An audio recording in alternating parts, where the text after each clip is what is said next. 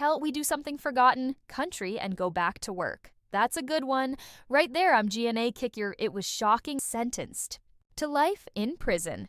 Rick, famous for his non-nonsense approach to business and in suit to deserve such a severe punishment. Stay with us as we delve into what led to this drastic turn in Rick's life and the details of this shocking case. Richard Kevin Harrison, all well-known American businessman and TV personality, was born on March 22, 1965 in Lexington. His battle with epilepsy meant he often missed school, eventually dropping out during his sophomore year of high school.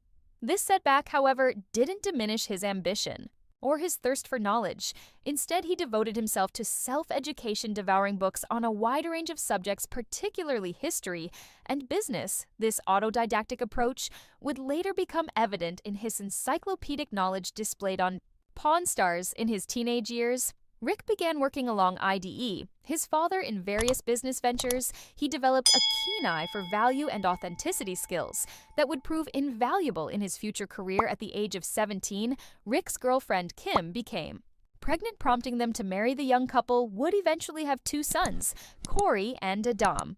Before divorcing after 8 years of marriage in 1981, Rick's family relocated to Las Vegas, Nevada, where his father, Richard Benjamin Harris, known as the Old Man, opened the gold and silver coin shop in 1981.